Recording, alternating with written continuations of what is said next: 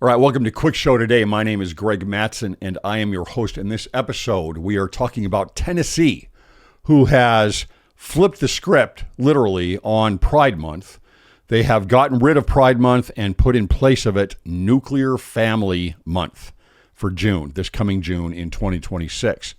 It is, I believe, the beginning of a trend that's going to happen in a number of other red states.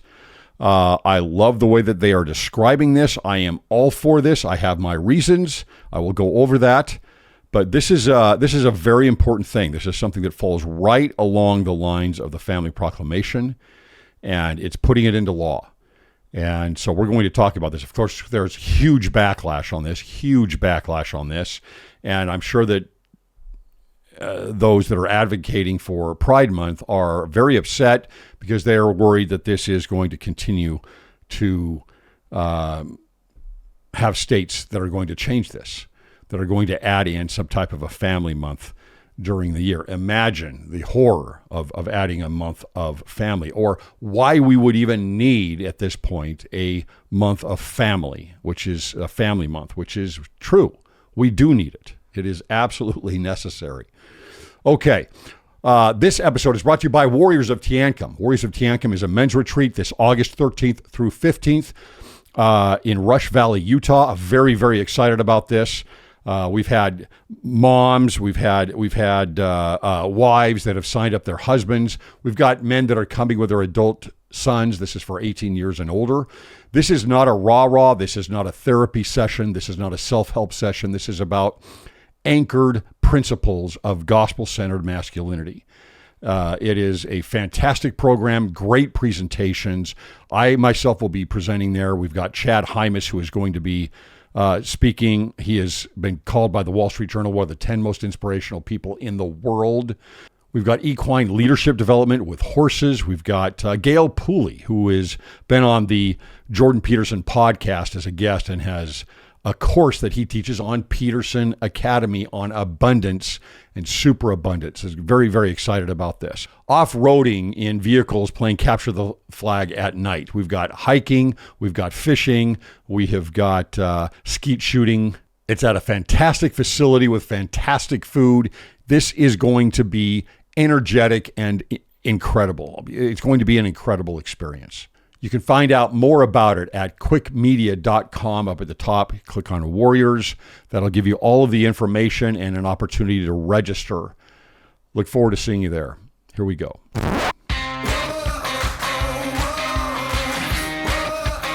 All right, Tennessee, flipping the script. This is, I've thought about this. I didn't have a big reaction at first until I really read into it. But this is a very big deal. And I think it's exactly what needs to happen in our culture today. This is not an anti-LGBTQ thing. It is not. You know what it is? It is pro-family. And that's the way it should be spoken of. It is pro-family. We have all of these different forces in the world right now, especially in the West, that are breaking down the family, tearing kids away from parents, tearing spouses away from each other, abortion, careerism, overtaking a majority of women's lives. April 9th, we had the fertility rate given to us for 2025 in the United States, the lowest in history. These are very big issues that we are not paying attention to, and that, we're hoping somebody else takes care of it. But, I don't want to take care of it. We're getting married later. We're having fewer kids, if any kids. And that American idea of the family, the nuclear family being in place, is being dissolved right before our eyes. So the governor of Tennessee signs this bill where June is no longer Pride Month, but it is Nuclear Family Month. Some people will say, why do they come up with that name? I think it's exactly the way that it needs to be. We need to understand what family means, what that nuclear family is. You need to go beyond family, and you need to go to the nuclear family. And people say, well, I'm worried about that, Greg. Why are you going to say that? People have different types of families, and we need to celebrate them too. Sure, but they're not the ideal. We need to stop with this idea of worrying about offending people by giving up the ideal. Understand what that means. You can't do that. You've got to hold the ideal at all times, even if you're not a part of it. And I've given this example several times, but my parents divorced when I was 6. I didn't have a father in my home. I did not have the ideal situation. My dad remarried a couple years later, had more kids with my stepmom. Love them, love all of them, but that was not the ideal situation. But everybody tried to make it the ideal. Fortunately, my mom, my dad, my stepmom, they all worked together in making this the most ideal situation possible. And teaching the ideal and preparing their kids for the ideal. Marriage, man and a woman, have kids, and for us as Latter-day Saints, teaching the gospel. Right? That's what you do. You don't go off and say, well, me now, I didn't grow up that way, so I'm not going to teach my kids to grow up that way. Why would I do that? That offends me. I didn't have that. Or for those that don't have it, I don't have that, so I don't want to teach it. That's not acceptable. It's just not acceptable.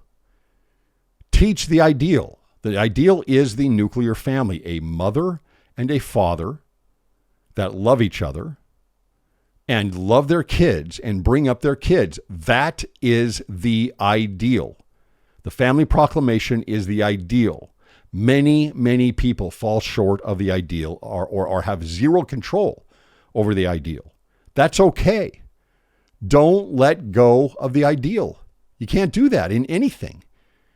Boy, I fall short all the time, and I'm not going to make it to the celestial kingdom. No, don't ever let go of the ideal. You can't do that.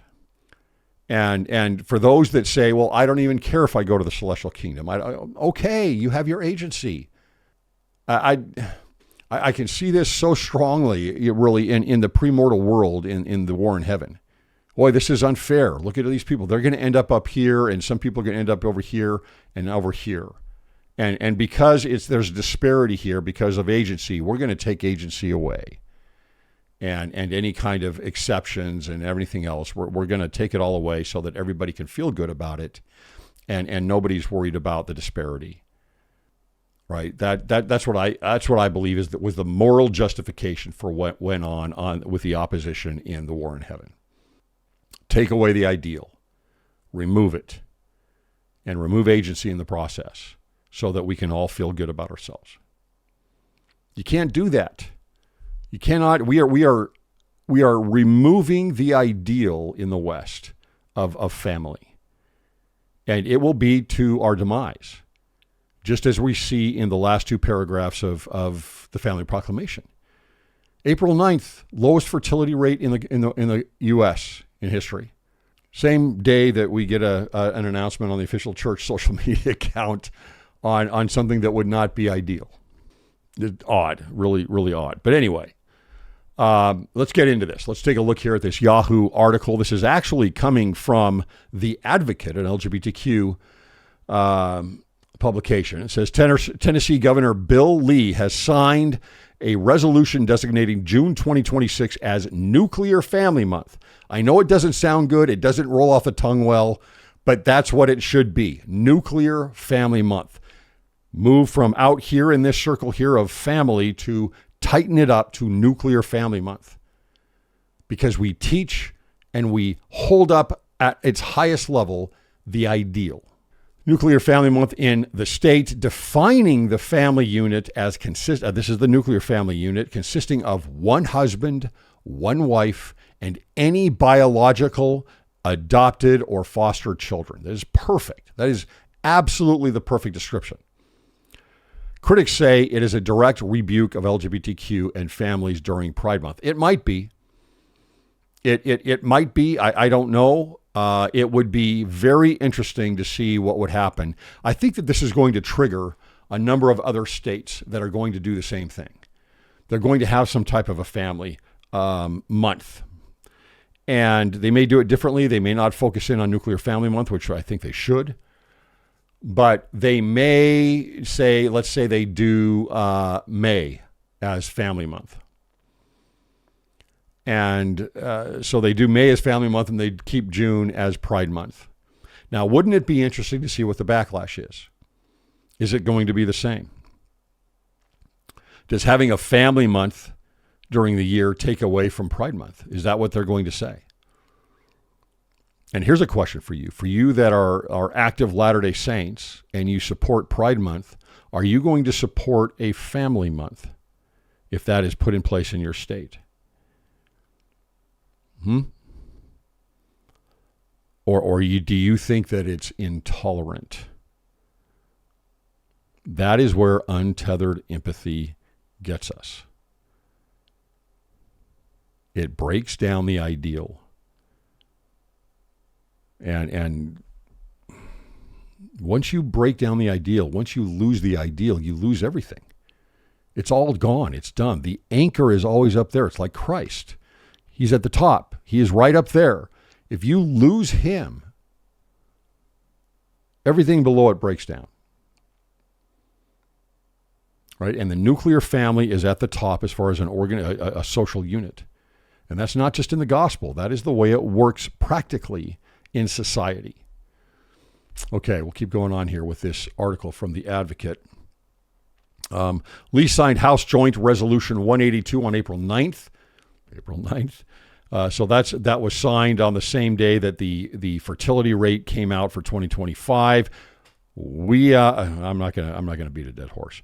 2 days after it was transmitted to his desk, following passage through both chambers of the Republican-controlled legislature, sponsored by Republican State Rep Bud Hulsey and Kingsport and backed by 15 GOP co-sponsors, the resolution describes the nuclear family. Now get this and think of the family proclamation. It describes in the resolution God's design for familial structure.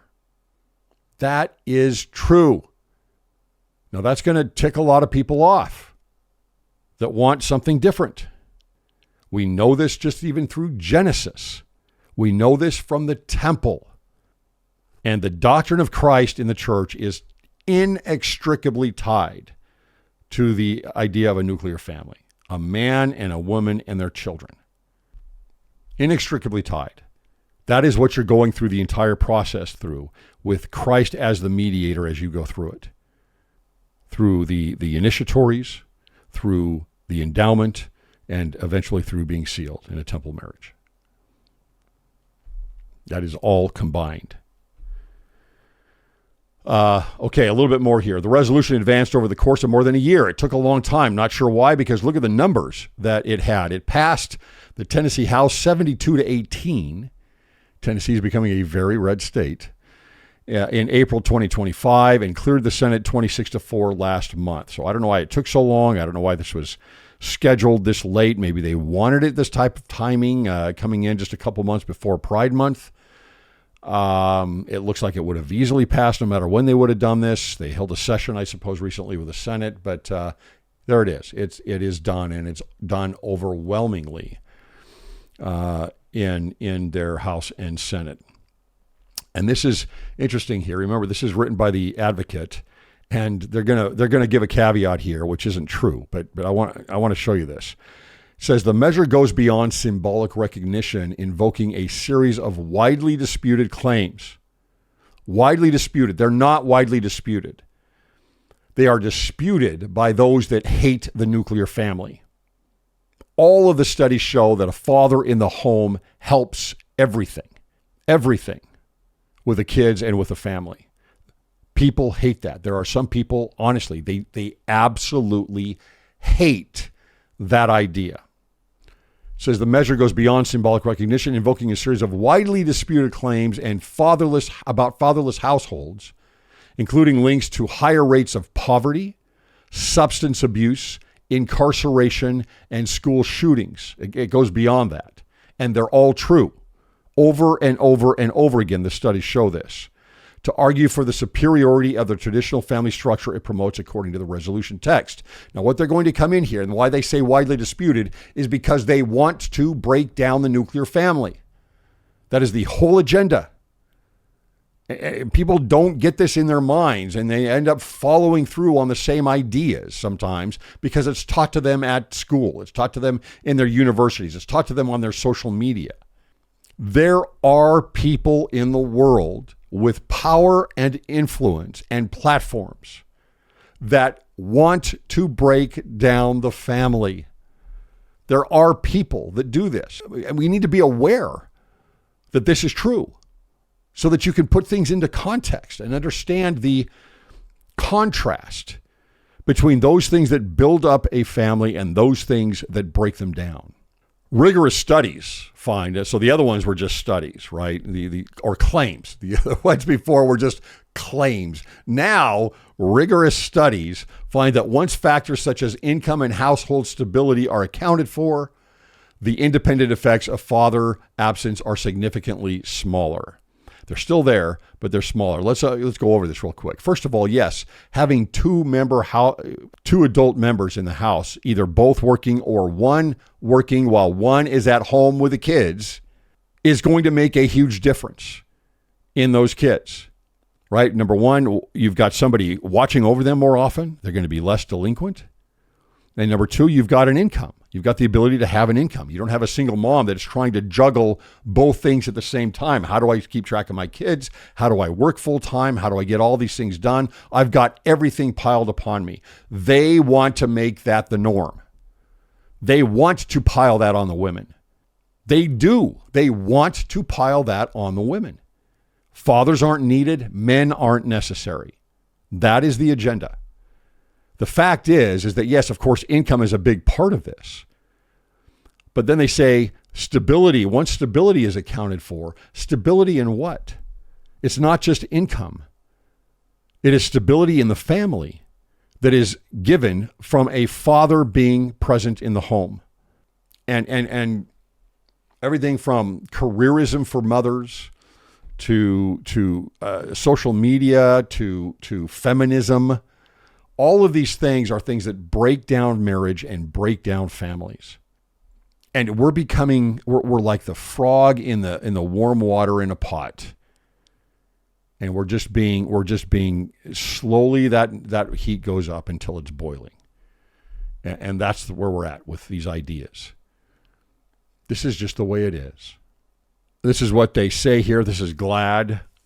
In their response, they say resolutions like this do more to reveal the cluelessness of elected officials whose own families and those of their constituents have various family dynamics and structures. Again, that has nothing to do with anything. Why does Pride Month have anything to do with this?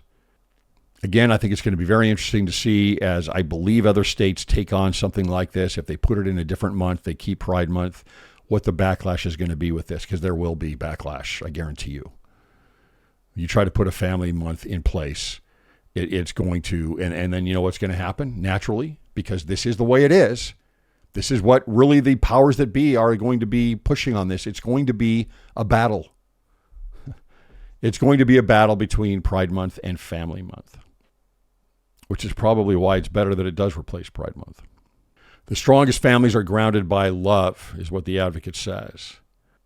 Lawmakers trying to exclude and intentionally harm some families, this just isn't true, should be recognized as actively harming all by not focusing their time working for an inclusive Tennessee where all are welcome and can succeed. So I interpret that as they're harming everyone by keeping the ideal at the top. They're harming everyone by keeping the ideal at the top. And that is, I'm sorry, it's shameful. If you are gay, you should be holding up also the nuclear family. That doesn't mean you're going to live it. That doesn't mean that's what you want for yourself.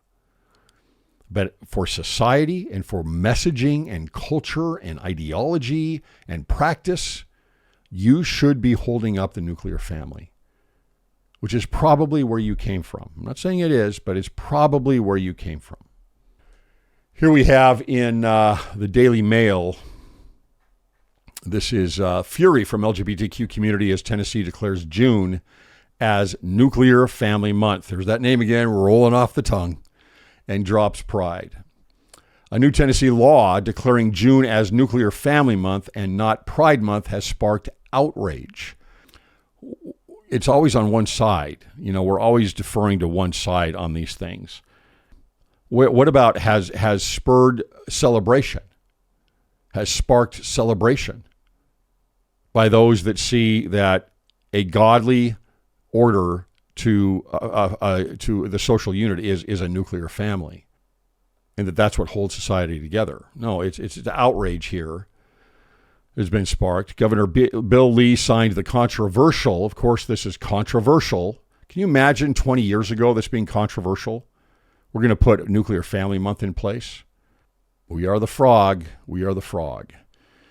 On April 9th, the day the fertility rate came out for last year, just 2 days after it was sent to his desk following passage through both chambers of the Republican-controlled state legislature, it defines the family unit as one husband, one wife, and any biological, adopted, or fostered children. And get this, it describes the nuclear family as God's design for family structure and God's perfect design for humanity. That is the family proclamation right there. It is following directly the family proclamation. And just like the family proclamation, it is holding it up as the ideal. We're not in ideal situations. We don't all live the ideal. Sometimes we can't follow the family proclamation exactly the way it is outlined, but it is the ideal. And that's what should be messaged. That's what should be strived for. And that's what should be focused on, regardless of people's situation. The resolution first proposed last year also calls the nuclear family the basic building block of Tennessee society throughout her formative years. This is every state's society. This is California, Florida, Arizona, Utah, every state society, every nation's society. It is the building block, period. And we are neglecting it, and we are allowing it. We are allowing it. All of us are allowing it to disintegrate right now. It goes on to cite claims about fatherless household claims. About fatherless households, they're not claims. They're the mass body of work and studies that are done socially on the sociological studies on family, on nuclear families. And they're linked to higher rates of poverty, substance abuse, incarceration, and school shootings. However, studies have shown, and it's the same thing. They're going to say the same thing about income. They're trying to say, hey, you don't need a dad. That's exactly what they're doing. You don't need men in the family. Let's get rid of this. And we should be able to recognize this. What certain groups, individuals, organizations are doing, what they're pushing for. The resolution, this is new also, the resolution further denounces the humanistic, globalist ideologies of the World Health Organization, the United Nations, and other like-minded organizations that fight for population control through the means of promoting sterilization and abortion practices. It's not just that. That is definitely true, and I'm very glad that they mentioned these things. We need to be aware of this. But those global entities are also pushing things like a radical feminism that are going to, we're trying to export, unfortunately. You know, this is really interesting. When I first started following the United Nations, most of these ridiculous anti-family type of ideologies and practices and programs and that were put in through the United Nations and global groups like this were coming out of Europe. They were coming out of Europe. And they were the ones that were pushing the abortion. They were the ones that were pushing, a strong, independent woman without a man, right? I'm not talking about education. Education needs to be there. Opportunity needs to be there for all of these women. I mean, you think about these third world countries where these women don't have a chance for anything, right? They're in difficult positions because they don't have any choices. They often end up in a position where they are, have to accept what is offered to them in terms of marriage, in terms of their lives, right? And so I get that. I understand that. That's got to change. We want to influence a change in that. But they take it all the way to the extreme in these global groups, to a radical feminism that is taught to them. But now it's not Europe that is the primary exporter of these ideas and practices. It's the United States. And you can go through and you can find the language that is given is coming out of the universities of the United States. The words and the phrases are things that are studied and ideologies that are codified fomented in the halls of humanities here in the universities of the United States. And that's really a sad transition, a very, very sad transition. But it is under attack, right? I mean, we can follow this article a little bit further. It argues that the nuclear family is under attack and that it is the state's responsibility to uplift, protect, and support values that help Tennessee. Yes, we should all, as states, as a federal government, as society, as culture, be lifting up the nuclear family much, much more than we do now. And we're doing the opposite. We're allowing it to fall apart at this point.